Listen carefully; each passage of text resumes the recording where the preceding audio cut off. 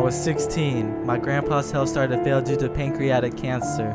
My family and I would drive down from Virginia to Jacksonville, Florida almost every other week because he was capable of leaving this earth at any time. My grandpa was a tough guy, but with a kind heart. He concealed his good intentions, sometimes with yelling and swearing. But hey, he was a military guy, tough love. I'm writing this 3 years later after his passing, and I'm sitting in my room trying to put the words together and be completely honest with myself as I stare at the fan on my ceiling.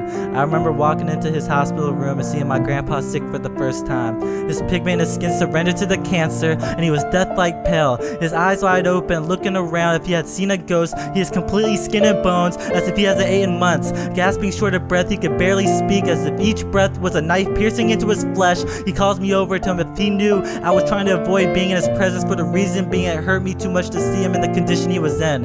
His lips still chapped due to the fact he uses a tube to get his food and water. He gasps while trembling, says clearly and slowly to me that I'm proud of you.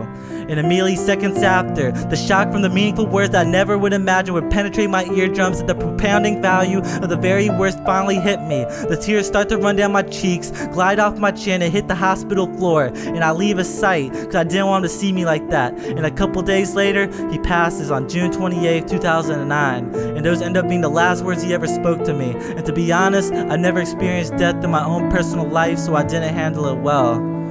My grandpa died in his home in the living room, connected, laying in the hospital bed. Whole family around his bedside to see him at his final moments and saying their final words of love for each other. As the pain in each of us leaks out of our unnoticeable wounds, the room is covered in tears and cries, and I'm in the corner full of hatred towards myself and bitter towards God. Trying to figure out, God, why wouldn't you answer my grandma's prayers and cries every night? Trying to figure out why I came in the house at the exact time he took his last breath. Trying to figure out why I just couldn't find the courage to talk to him more on his last days instead of being a coward to let him see me at my weakest. Trying to figure out why the hell all these people come to my house every day now after his death and eat food and pray when I never seen these damn people with my grandma at the hospital at his bedside. Why? Why do I feel the need to isolate myself from everybody else? Why do I attempt to write how it feels in a notebook and attempt to ease my suffering? Why do I try to pen poems that I could never really express to you how I felt?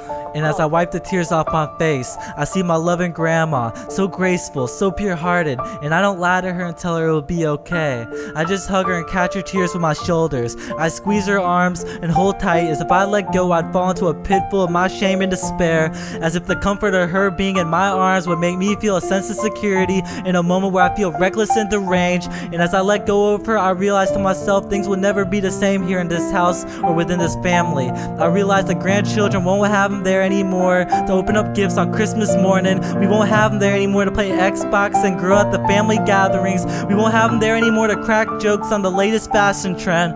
But what I do realize is that we will always have his presence with us, and he'll always keep a watchful eye over my grandma and this family. Always. Rest in peace, Grandpa. Love, little Mikey.